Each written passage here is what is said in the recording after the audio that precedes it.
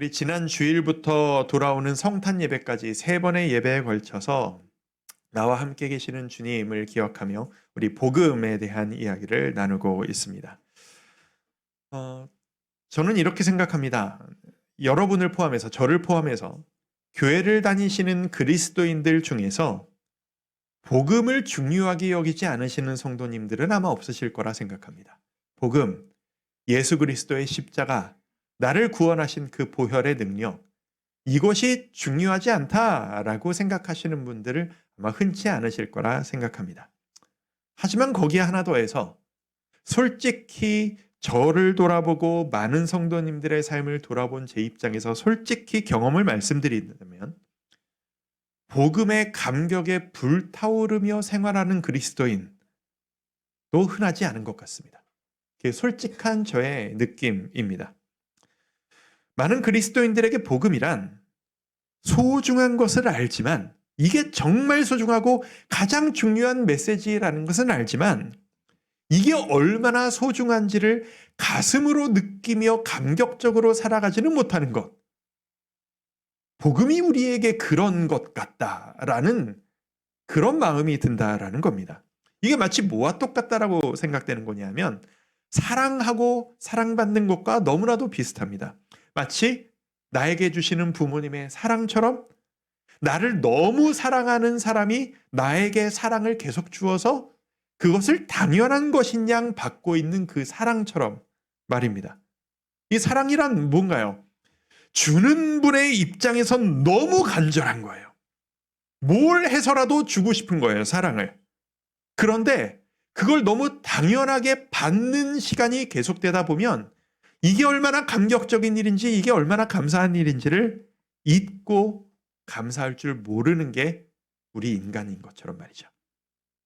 그래서 지난주에도 말씀드렸었지만, 제가 예전의 경험들을 나눴었지만 늘 설교자로서의 안타까움이라는 게 있습니다.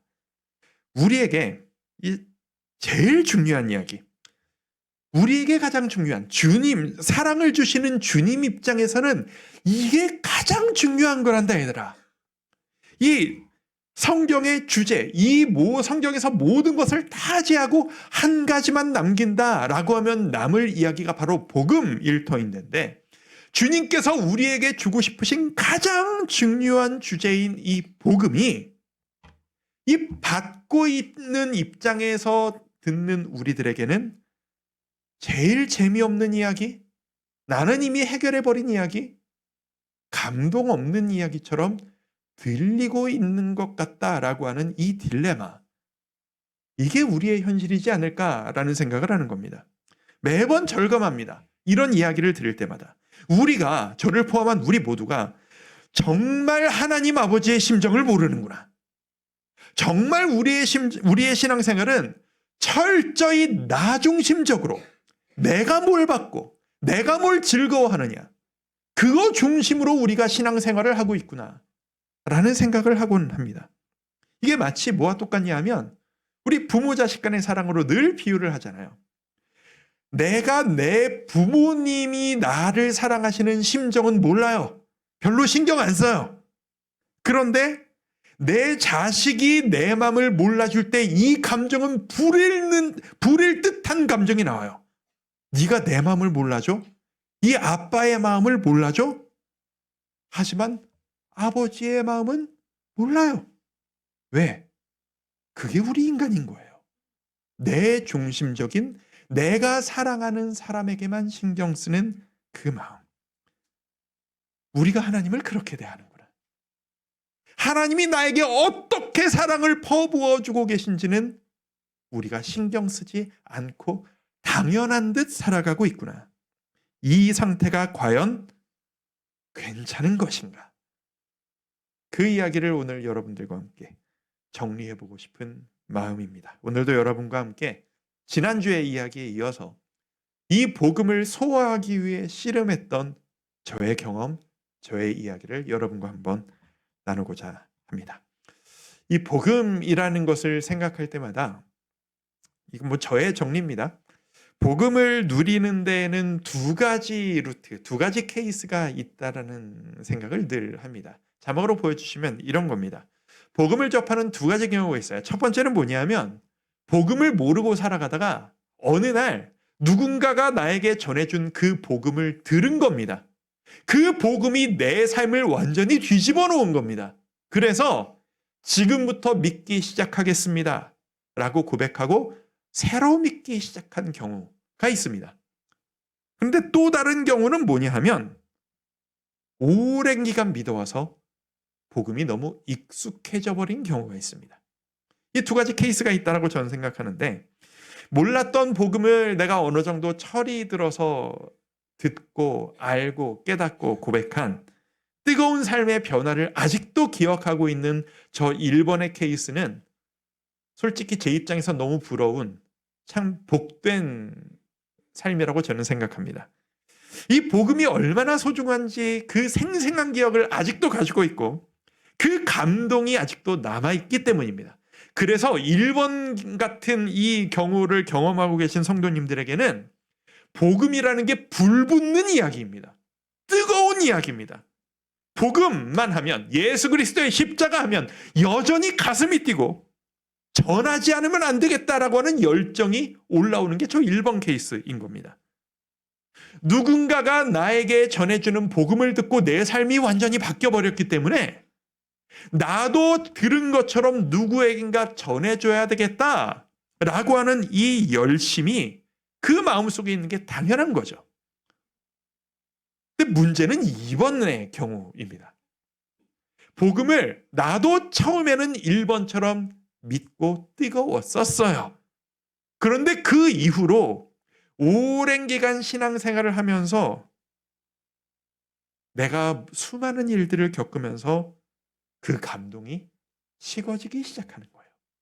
그냥 이 믿음이 너무 당연한 이야기가 되어지기 시작하는 거예요. 옛날의 이야기가 되기 시작하는 거죠. 혹은 저 같은 경우도 이번 케이스입니다. 저 같은 경우 태어나면서부터 예수님을 믿었어요. 믿는 가정에서 태어났거든요. 모태신앙이라고 합니다. 너무 어릴 때부터 당연하게 신앙교육을 받으면서 믿음을 시작했기 때문에 뭐가 뭔지도 모르는 상태에서 믿어지기 시작해버렸어요. 그러다 보니 저 같은 사람에게는 예수님을 믿는다. 이건 너무 당연한 문제인데 이게 무슨 그렇게 감동적인 이야기인가? 까지는 잘 모르겠는 경우. 그게 이번의 케이스가 되는 거죠. 이런 사람들의 특징이 있습니다. 하나님 앞에 나아갈 때 내 문제를 해결해 달라고 가지고 갈 땐 그렇게 뜨거워요. 하나님, 저 이거 어려워요. 하나님, 저 이거 해결해 주세요. 이거 저 좀 도와주셔야 하는 거 아닙니까? 눈물로 부르짖어요. 하지만 복음, 그리스도의 십자가, 예수님이 날 구원하셨어. 예수님이 날 사랑하셨어. 잘 뜨거운지 모르겠는 거예요. 이게 모태신앙인들의 케이스이고 우리가 성경에서 보는 이스라엘의 경우도 여기에 넓게는 볼 수 있다고 생각합니다.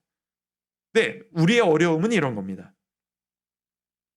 아마 여기 계신 많은 분들이 이 케이스에 속하실 거라고 생각합니다. 나는 지금 2번의 경우를 살아가고 있는데 복음을 접할 때만큼은 1번처럼 해야 하는 거 아닌가라는 부담이 있는 거예요. 지금 내 삶은 2번 라인인데 예수님이 우리에게 명령을 주셨잖아요. 땅끝까지 가서 복음을 전해라. 그 순간만큼은 내 마음이 1번같이 막 복음하고 불타올라야 맞는 거 아닌가? 그래서 늘 죄책감을 갖죠. 왜 나는 이걸 이렇게 뜨겁게 하지 못하나? 왜 나는 바울같이 뜨겁지 못하나? 제가 한때 늘 죄책감, 자괴감을 불러일으키게 했던 사도 바울의 고백입니다. 사도행전 20장 24절에 바울이 이렇게 고백하네요. 함께 한번 읽어보실까요? 시작. 내가 달려갈 길과 주 예수께 받은 사명 곧 하나님의 은혜의 복음을 증언하는 일을 마치려 하면은 나의 생명조차 조금도 귀한 것으로 여기지 아니하노라. 이 말씀 앞에 내가 너무 작아지는 거죠. 바울은 생명까지 걸면서 복음을 전하겠다라고 하는데 솔직히 나는 그 정도는 아닌 것 같거든요. 안 믿는 건 아니에요. 분명히 믿어요. 그런데 뜨거움이 식어버렸어요. 그래서 복음 얘기하면 뭐랄까요? 좀 이렇게 살짝 덮어놓는다고 할까요? 뭔가 민망하니까 그렇죠. 뜨겁게 전해야죠. 근데 저는 좀 부족하니까 이렇게 덮어놓고 밀어넣는 그런 마음이랄까? 여기까지 들으시면서 저 지금 정 목사가 하는 얘기가 지금 내 얘기인데 생각하시는 분들 꽤 있으시라고 생각합니다. 여러분의 지금 표정을 보니까 딱 드러납니다. 마음으로 한번 손들어 보시죠. 제가 그런 사람인데요. 네, 느껴졌습니다. 많은 분들이 지금 그 상황에 있으실 겁니다. 제가 그랬습니다. 그래서 늘 궁금했고 늘 기도할 때마다 여쭤보고 매달리며 때를 썼던 때가 저에게도 있었습니다. 주님, 저같이 오래 믿은 사람에게는 복음의 뜨거움이란 이루어질 수 없는 일인 건가요? 저기에 믿은 지 얼마 안 된 저 사람은 저렇게 뜨겁고 초신자를 보면 항상 우리가 본받고 싶은 나에게도 저럴 때가 있었지라고 하는 그 뜨거움이 보이잖아요. 부럽지 않으세요? 저도 저렇게 신앙생활하고 싶은데 아니 오래 믿었으면 더 뜨거워야 정상일 것 같은데 저는 왜 이러죠? 제가 뭘 잘못하고 있는 건가요? 왜 오래 믿은 게 더 안 좋은 것처럼 느껴지죠? 이런 저도 주님 앞에 나아갈 수 있는 겁니까? 이런 저도 구원받을 수 있는 건가요? 청년 시절에 제가 끊임없이 매달리며 때를 썼던 저의 질문이었습니다. 이 질문을 마음에 한 곳에 잠깐 품어두고 우리 지난주의 이야기를 한번 되짚어 보도록 하겠습니다. 지난주에 우리 나의 주님과 함께라는 시리즈로 처음 나눴던 이야기 기억하시는지 모르겠습니다. 지난주에 제가 이런 설명을 드렸었어요. 우리는 우리의 삶을 스스로 행복하게 만들 능력이 있다, 없다? 없다.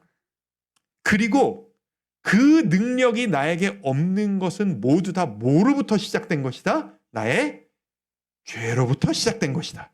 이렇게 처음 듣는 얘기처럼 이렇게 들으시니 참 감사하네요. 그게 다 내 죄 때문에 파생되어진 시작이다. 그래서 우리가 주님께 고백해야 될 고백이 뭐다라고 말씀드렸어요? 주님, 저는 죄인입니다. 저는 죄인입니다. 라는 이 고백의 의미가 너는 능력이 없어, 넌 자격도 없어, 이런 평가 이야기가 아니라고 말씀드렸죠. 저는 죄인입니다. 라는 말의 의미는 뭐다? 주님, 저는 능력이 없습니다. 저를 도와주세요. 그게 바로 저는 죄인입니다. 라고 지난주에 말씀드렸습니다. 오늘은 바로 거기서부터 이어지는 이야기입니다. 저는 우리 하나님이 이런 분이라고 진심으로 믿습니다. 우리가 주님 앞에서 주님, 저는 죄인입니다. 주님, 저를 도와주세요. 전 능력이 없어요. 제 삶을, 제 자식의 삶을, 저의 건강을, 저의 미래를 만들어낼 수 있는 능력이 없어요, 주님. 이렇게 주님께 말씀드릴 때 저는 주님께서 우리에게 이렇게 말씀하실 거라고 저는 믿습니다. 어떻게 해요? 그래, 아들아, 내 딸아, 네가 내 앞에 와서 그 말 하기를 내가 얼마나 기다렸는지 아니? 네가 그 마음을 준비하고 내 앞에 나오길 내가 진짜로 간절히 기다렸다. 이러면서 이 말을 붙이실 거예요. 사실 너 지금 그 얘기해서 말인데 네가 잊고 있는 거 하나 있어. 너랑 내가 함께 했던 약속이 있었단다. 너 기억하니? 기억 안 나지? 우리가 약속하고 사인해버린 계약서가 하나 있었어.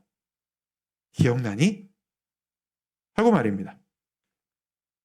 우리가 주님께 도움을 요청하는 순간 우리가 몰랐던 새로운 기적과 같은 계시가 임하는 새로운 말씀을 하나님이 우리에게 주시는 게 아니라 하나님과 우리 사이에 이미 약속되어져 있었던 그 약속의 말씀을 끄집어내실 거라는 얘기입니다.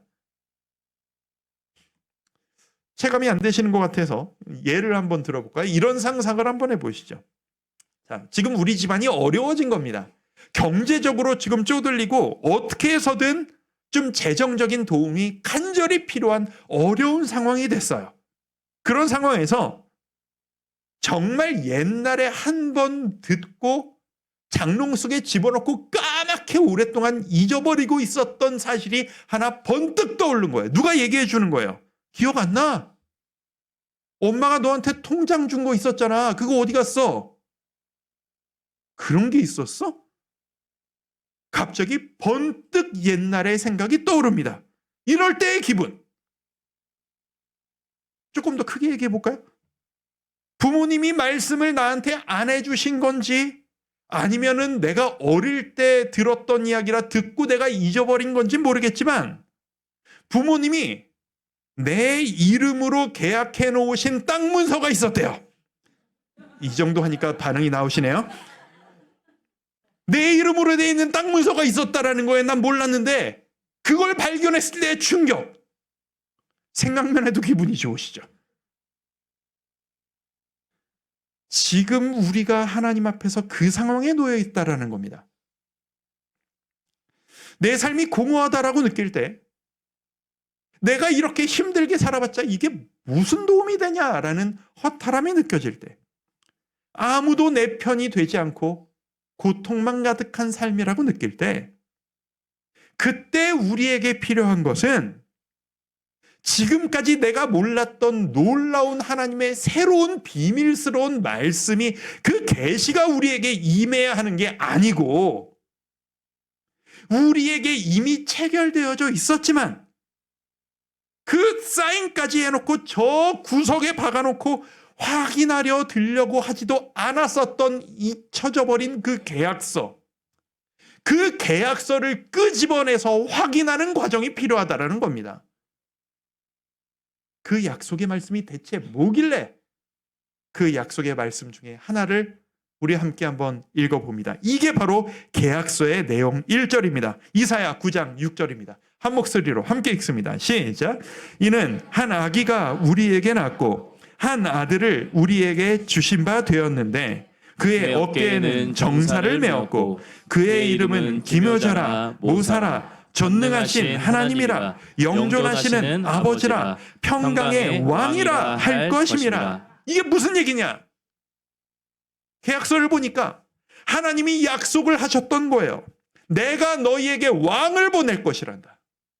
힘드니 내가 너희를 인도해주고 책임져줄 왕을 보낼 것인데 그 왕이 기묘한 놀라운 기적과도 같은 일을 너희에게 행할 것이고 못할 일이 없는 전능한 하나님이다. 그 왕이 너희를 평강으로 이끌어줄 것이란다. 하나 더 볼까요? 7절입니다. 7절 말씀 함께 읽습니다. 시작. 그 정사와 평강에 더함이 무궁하며 또 다윗의 왕자와 그의 나라에 군림하여 그 나라를 굳게 세우고 지금 이후로 영원히 정의와 공의로 그것을 보존하실 것이라. 만군의 여호와의 열심히 이를 이루시리라. 아니 무슨 내용인지 하나도 모르겠어요 싶죠? 중요한 계약서일수록 말이 어려운 겁니다. 진짜 중요한 계약일수록 너무 중요한 이야기를 압축적으로 짧게 넣어야 되다 보니까 이게 어렵고 해석이 어려운 거예요. 이게 바로 그런 거예요. 이게 무슨 내용이냐? 그분이 영원히 너를 책임지실 거야. 그분이 너의 삶을 인도하실 거야. 그런데 그 앞에서 네가 믿음이 부족하다고? 네가 열심이 부족하다고? 네가 자격이 없는 것 같다고? 네 열심이 중요한 게 아니야. 너 착각하면 안 돼. 네 믿음, 네 열심이 중요한 게 아니고 하나님이 열심이셔. 그래서 지금 네 상태와 상관없이 하나님이 이 약속을 끝까지 이뤄내시고 말 거야. 그게 바로 저 얘기입니다. 있는지도 몰랐던 옷장 속에 처박혀서 잊혀졌었던 그 땅 문서처럼 무슨 이야기인지도 모르고 처음 주님 만났을 때 너무 감격적이어서 아멘 믿습니다. 주를 저의 구주요 저의 인도자로 나의 구원자로 고백합니다. 제 삶을 주님께 맡깁니다. 그 말이 무슨 말인지도 모르고 아멘 덥석 사인해버렸던 그 약속. 그 약속이 하나님과 우리 사이에 있는 겁니다. 그런데 여러분 저 약속의 저 계약서의 내용에 어떤 마음이 드십니까? 이 세상을 창조하신 하나님께서 나를 구원하시고 나 한 사람을 위해 아들을 보내시고 왕을 보내셔서 나를 책임지신다는 이 약속이 너무 어마어마한 이야기라 이 약속이 지금 어떤 감동인지가 내 마음에 와닿지를 않는 겁니다. 이게 대단한 이야기라는 건 머리로는 인정이 되는데 이게 마치 이런 거죠. 100만 원, 1000만 원 하면 우와 하는데 20조 그게 뭡니까? 이런 것처럼 너무 엄청난 이야기가 주어져 버리니까 감동과 실감이 안 나는 겁니다. 그게 이 약속입니다. 중요한 질문 하나 드립니다, 성도님들. 계약서를 보면서 내 마음에 지금 감동이 없으면 그 계약서의 약속은 유효하지 않은 겁니까? 혹은 이 약속이 내가 사인한 이 계약서가 너무 어마어마해서 감동이 없고 내가 이 계약을 했는지 자체도 잊어버리고 있었다라면 그 계약은 무효가 되는 겁니까? 그런 일은 없습니다. 내 감정은 감정이고 약속은 약속인 겁니다. 사랑하는 주와 함께 교회 성도 여러분, 오늘 여러분들께 확실히 말씀드리고 싶습니다. 지금 여러분이 여러분의 가슴에 복음으로 인해 가슴이 뛰는 감동이 없다라고 해서 복음이 여러분과 상관없는 이야기가 되는 게 아닙니다. 여러분이 지금 뜨겁게 주님을 사랑하지 못하고 있는 것 같다라고 느껴진다 해서 여러분이 하나님의 자녀된 자격이 사라지는 게 아니라는 말씀입니다. 이건 감정의 문제가 아니기 때문입니다. 하나님은 이렇게 밍숭밍숭하게 이게 뭔지도 모르고 앉아있는 우리에게 이렇게 말씀하시리라 믿습니다. 아들아, 내 딸아, 이제 왔니? 기다리고 있었단다. 우리 약속 또 잊어버리고 있었지. 하지만 네가 잊고 살고 있었던 그 순간에도 나는 네가 나와 처음 약속했던 그날부터 하루도 빠짐없이 나는 이 자리에서 약속을 지키고 있었단다. 자, 이제 너도 아직은 잘 모르겠지? 하지만 너 나와 같이 우리 약속 앞에 서지 않겠니? 깨달은 지금부터 시작하면 된다. 라고 말입니다. 아직 감동이 없으셔도 괜찮습니다. 다시 시작하면 되는 겁니다. 이런 식으로 주님을 믿습니다. 남아있는 저의 삶을 주님을 위해 사역하는 사역자의 길을 가겠습니다. 라고 고백했던 치기 어린 청년이었던 저는 이런 씨름을 통해 복음 앞에 다시 서기 시작했습니다. 솔직히 그때 하나도 감동이 없었습니다. 하나도 감격적이지 않았습니다. 하지만 의지적으로 고백했습니다. 주님, 저는 주의 자녀입니다. 알아요. 그러니까 고백합니다. 감동은 없지만 고백합니다. 제가 주님의 아들입니다. 아무리 고백해도 와닿지 않았습니다. 하지만 한때 누구보다도 냉랭하고 냉철했던 사고를 했던 저는 주님께 매달렸습니다. 주님, 지금 저에게 저의 지식이 아닌 주님의 은혜가 필요합니다. 계약서에 사인은 덜컥 해버렸는데 계약서에 무슨 내용이 있는지도 모르고 무서운지도 모르고 사인을 해버렸습니다. 인감도장을 찍어버린 겁니다. 그래서 내가 찍어버린 이 인감도장, 이 사인, 이 계약서의 내용이 뭔지를 이제부터라도 좀 알아야 되겠다라는 마음으로 성경을 펴기 시작했습니다. 성경을 읽기 시작했습니다. 공부를 파고들기 시작했습니다. 읽어도 감동은 하나도 없는데 매일매일 하루, 이틀, 한 달, 두 달, 1년, 2년 치열하게 매달리며 씨름하듯 감동이 없는 묵상을 주님 앞에 매일매일 쌓아나갔습니다. 그런데 그러다 보니 어느 날 깨닫게 됩니다. 이 복음이 바로 나를 살리는 살아있는 말씀이 제 가슴속에 저미게 다가오기 시작합니다. 예수 그리스도의 십자가가 나를 향한 최고의 사랑임을 내가 깨닫기 시작합니다. 거짓말은 아닌 것 같죠? 굳어져 버렸고 냉랭해서 저는 모르겠는데요 라고 고백했던 제가 이 치열한 씨름 끝에 무릎 꿇고 눈물로 고백하기 시작하게 되었습니다. 그래서 저는 그때 깨달았습니다. 복음의 감격은, 구원의 감격은 예수 그리스도를 감격적으로 받아들인다는 것은 지금 막 믿은 사람들만의 것이 아닌 나같이 오래 믿은 사람들의 것이기도 하구나 라고 말입니다. 모태신앙에게도 뜨거움은 회복이 되더라고요. 그러니 성도 여러분, 권면드리고 싶습니다. 저를 믿고 같이 한번 따라가 보지 않으시겠습니까? 하나님의 이 약속, 아들을 보낼 것이다. 내가 너를 위해 내 아들을 보낼 것이고 내 아들을 통해 내 아들을 희생시켜 너의 죄를 구속하고 내가 너를 구원할 것이란다. 라고 하는 이 약속, 지금 여러분에게 하나도 감동으로 오지 않는다? 괜찮습니다. 괜찮습니다. 감동은 부차적인 겁니다.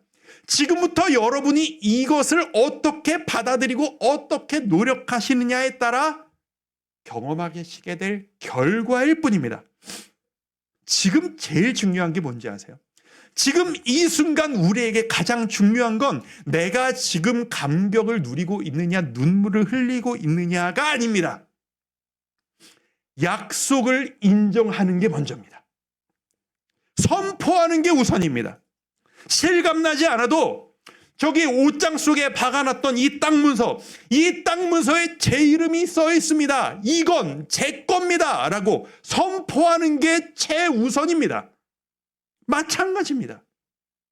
이 약속은, 이 복음은 저를 위해 주께서 주신, 저를 구원하시겠다라고 하는 하나님의 약속입니다. 내 상황과 상관없이 하나님의 열심이 나에게 임할 것입니다. 고백하는 것이 가장 중요한 것이라는 얘기입니다. 마지막 한 가지 관문. 저기요 목사님, 저는 솔직히 인정은 되는데 가슴에 잘 와닿지는 않거든요. 그런데 고백하는 게 맞습니까? 라는 생각을 하고 계신 분 분명히 있으실 겁니다. 저는 마음에 없는 소리 하고 싶지 않습니다. 저는 진심이라야 하나님 앞에 고백하고 싶습니다. 정직하지 않은 고백은 하지 않겠습니다. 아니요, 그게 아닌 겁니다, 성도 여러분. 하나님은 그걸 정직한 거라고 얘기하시지 않습니다. 왜 하나님의 마음을 그렇게 모르십니까? 왜 아버지의 마음을 그렇게 모르십니까? 우리가 어릴 때를 생각해 보죠. 우리가 어릴 때 아버지, 어머니 앞에서 우리 아버지가 나를 위해 얼마나 고생하시는지를 진짜로 다 알아서 감사합니다 효도하셨어요? 아니잖아요. 엄마가 날 위해 얼마나 힘들게 고생하고 계신지를 알아서 엄마 감사해요 카드 쓰고 효도하고 하셨어요? 아니었잖아요. 너무나도 뻔뻔하게 하나도 모르면서 생일인데 축하해 줄 마음도 없어 보이는 어린 자식에게 오늘 엄마 생일이야? 카드까지 줘가면서 이거 써? 엄마한테 생일 축하합니다 해? 노래도 불러줘야 돼? 엄마는 아이를 보면서 다 압니다. 얘가 아직 뭘 모른다라는 걸. 엄마한테 고마워할 줄을 모르는 어린아이라는 걸 다 압니다. 근데 윽박질러서라도 억지로 쓴 카드를 받고 불러 시작 생일 축하합니다 불러주면 그 억지로 시킨 그 노래를 들으면서 감격해서 눈물 흘리는 게 부모 마음입니다. 지금 우리에게 하나님이 그걸 원하시는 겁니다. 진심이어야 한다고요? 거기까지 가지 않아도 괜찮습니다. 주님은 여러분이 약하다라는 걸 아십니다. 주님은 여러분의 마음이 어린아이와 같다라는 것 다 이해하십니다. 그러니 이 시간 우리가 드려야 할 건 제가 부족한 거 다 아시죠? 하지만 주님 감사합니다. 고맙습니다. 제가 주님의 자녀입니다. 주님께 영광 올려드립니다. 예수님, 저를 위해 이 땅에 오심을 감사합니다. 영광 받으시옵소서. 이게 우리 예수님께서 받고 싶어 하시는 최고의 반응일 거라고 저는 믿습니다. 성탄주간입니다. 예수님 생일 파티 시즌 아니겠습니까? 생일 파티는 주인공이 따로 있습니다. 주인공이 원하시는 반응을 보여드리는 우리가 되었으면 좋겠습니다. 어린아이들처럼 함께 기뻐하며 축하한다고 노래 부르며 함께 행복해하는 어린아이들처럼 우리에게 성탄이 다가올 수 있었으면 좋겠습니다. 오늘 우리가 주님을 찬양하며 주님이 원하시는 바로 그 반응. 주님은 나의 영광의 왕이십니다. 주님은 나의 평강의 왕이십니다. 그 고백 우리가 이 찬양하면서 함께 올려드리기 원합니다. 우리가 아까 마음으로 드렸던 찬양입니다. 당신은 영광의 왕, 당신은 평강의 왕. 우리 이 찬양을 통해 하나님께 고백하며 나가길 원합니다. 온 마음 다해 찬양할까요? 당신은 영광의 왕, 당신은 영광의 왕, 당신은 평강의 왕, 당신은 하늘과 당신은 하늘과 땅의 주, 당신은 정의의 아들, 천사가 무릎 꿇고 천사가 무릎 꿇고 예배하고 찬송하는 영원한 생명 날 당신은 예수 그리스도, 당신은 예수 그리스도,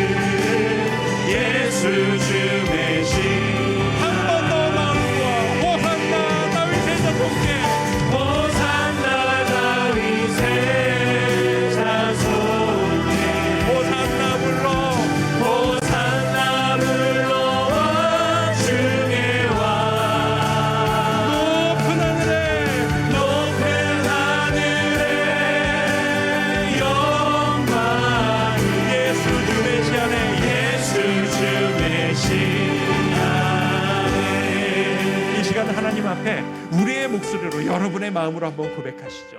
주님, 이 시간 고백합니다. 내 마음과 상관없이 고백합니다. 주님은 나의 그리스도이십니다. 나를 위해 주께서 오셨음을 믿습니다. 주님의 오심으로 내가 구원을 받았습니다. 나를 구원하신 주님께 모든 영광 올려드리니 홀로 영광 받으시옵소서. 함께 고백하며 기도합니다.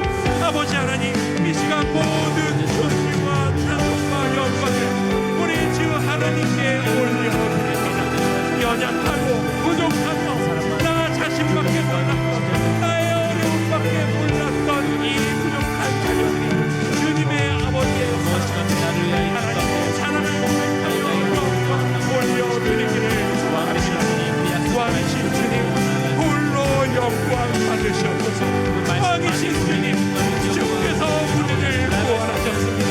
내 마음과 상관없이, 지금 나의 불편함과 상관없이, 나의 부족함과 상관없이 주께서 큰 일을 이루시고 나를 구원하시는 생명을 주셨습니다. 나를 구원하시는 이 땅에 오셔서 그 고통을 겪으신 주 여호와 아버지 감격없이 영광 올려드리옵니다. 주여 홀로 영광 받아 주시옵소서. 주님 앞에 고백합니다. 지금 나의 부족함과 상관없이 고백합니다. 주님께서 나를 구원하셨습니다. 주님께서 나를 끝까지 책임지시겠다는 약속을 내가 그 약속을 받았을 때 영광 가운데 그 약속을 이루신 주를 기억하며 아버지 하나님 이끌어 주시옵소서. 나를 구원하신 주님, 그 왕 주님, 왕 되신 주님 앞에 우리가 찬양과 경배를 올려드리기 원합니다. 홀로 영광과 찬양받아 주시옵소서. 이 소중한 약속을 갖고 있었음에도 불구하고 장롱속에 처박아놓고 잊어버리듯 이 약속이 얼마나 귀중한 약속인지를 깨닫지 못하고 당연한 것인 양 아버지의 사랑을 무시했던 우리의 잘못을 주님 앞에 회개합니다. 이제 다시 그 약속을 끄집어내며 주님의 그 놀라운 약속을 끄집어내며 우리가 그 앞에 무릎을 꿇습니다. 나를 끝까지 책임지시겠다고 약속하신 주님, 내가 너의 왕이란다. 내가 너에게 평강을 줄 것이란다. 나는 전능한 하나님이란다. 나는 이 기적과도 같은 놀라운 기묘한 일을 행할 것이란다. 약속하신 주님, 내가 그 약속을 믿지 못하여 헤매고 불평하며 눈물 흘릴 그때에도 나에게 그 일을 행하셨던 주님, 주님의 약속 앞에 우리가 다시 한번 나의 마음을 내어놓고 무릎을 꿇습니다. 주여, 나를 위해 이 땅에 오신 아기 예수님, 홀로 영광받아 주옵소서. 주님의 뜻 앞에, 왕이신 주님의 사랑 앞에 우리가 서 있습니다. 무엇을 두려워하겠습니까? 무엇을 걱정하겠습니까? 무엇을 주저하겠습니까? 왕이신 주님 앞에 나아가는 주의 자녀들 되기를 원하오니 우리를 주인 앞으로 이끌어 주시옵소서. 예수님의 이름으로 기도드립니다. 우리 다 같이 일어나셔서 찬송가 122장입니다. 참 반가운 성도요, 우리 찬양하며 예배를 마무리합니다. 참 반가운, 참 반가운 성도요, 다 이리 와서 베들레헴 성 안에 가봅시다. 저 부유에 누이신 아기를 엎드려 절하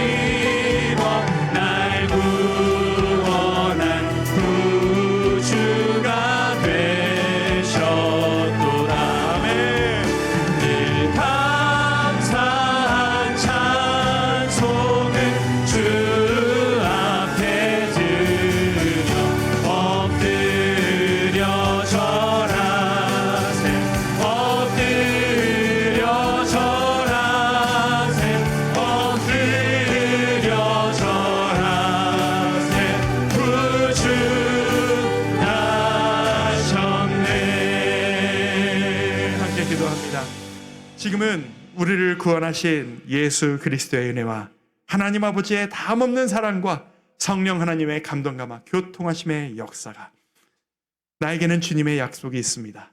그 약속 안에서 나는 평안하고 주께서 나를 책임지실 것입니다. 믿음으로 고백하기를 원하는 주의 모든 자녀들 머리 위에 지금부터 영원토록 함께 하시기를 간절히 축원하옵나이다. 아멘.